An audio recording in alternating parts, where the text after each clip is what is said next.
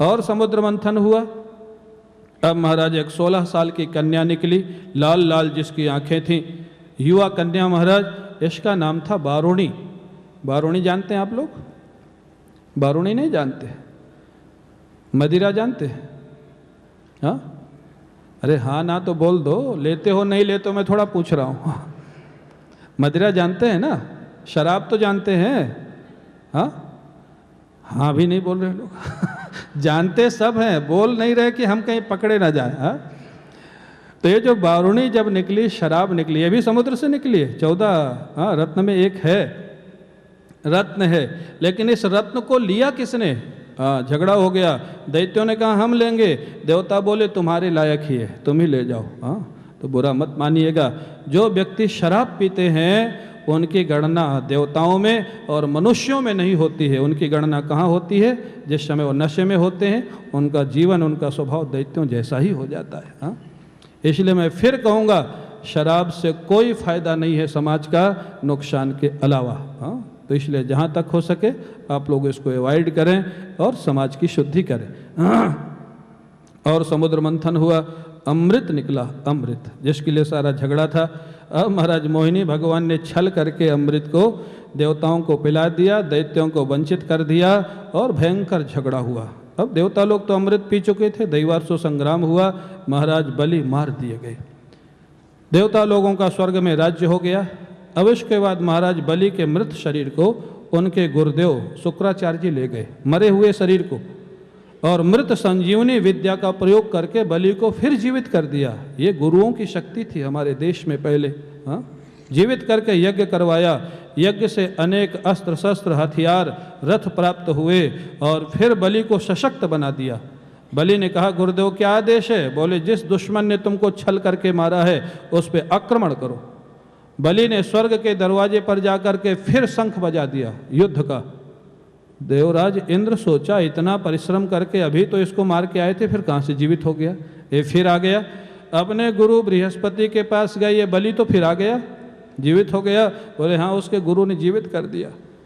इंद्र ने बृहस्पति जी से पूछा तो अब हमारा क्या कर्तव्य है? बोले तुम लोग भाग लो अब स्वर्ग से। एक ही कर्तव्य है, इस समय तुम उसका सामना नहीं कर सकते हो। इंद्र बोला गुरुदेव वो तो हमारी रोज की प्रैक्टिस है, भाग जाएंगे कोई बात नहीं, लेकिन वापस आने को कब मिलेगा वो तो बताइए। ये देवताओं की हालत है। अब आप लोग स्वर्ग जाना चाहेंगे?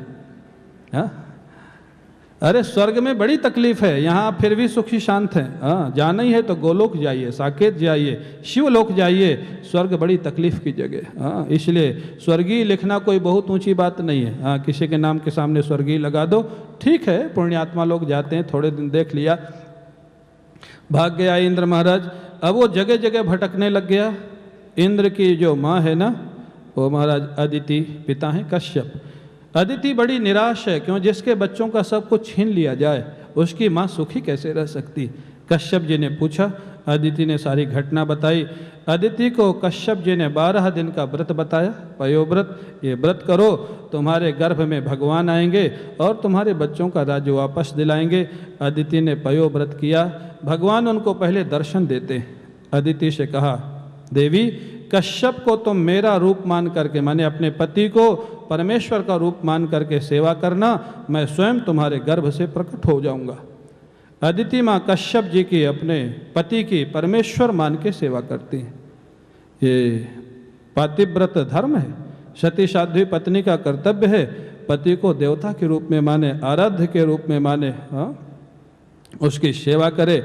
अगर योग्य पति है तो शास्त्र में लिखा है पति तुमको व्यवहार और परमार्थ सब कुछ अपने आशीर्वाद से दे सकता है, अलग से गुरु बनाने की भी आवश्यकता नहीं। इतनी महिमा है महाराज पातिव्रत धर्म की।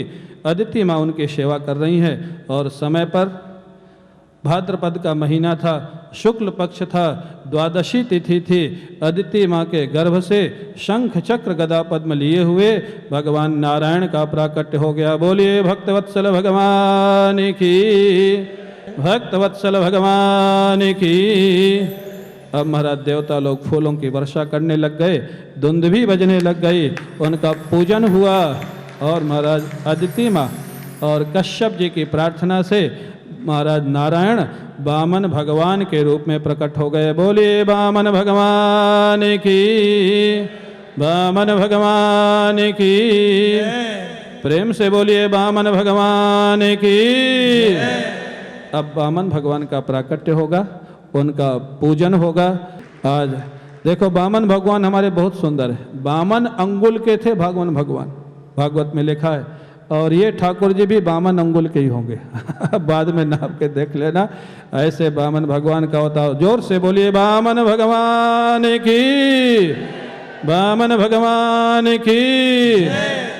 द्वारिकाधीश भगवान की जय जय श्री राधे। अब हमारे यजमान मंच पर आवें और वामन भगवान का पूजन करें। पूजन के बाद आरती होगी।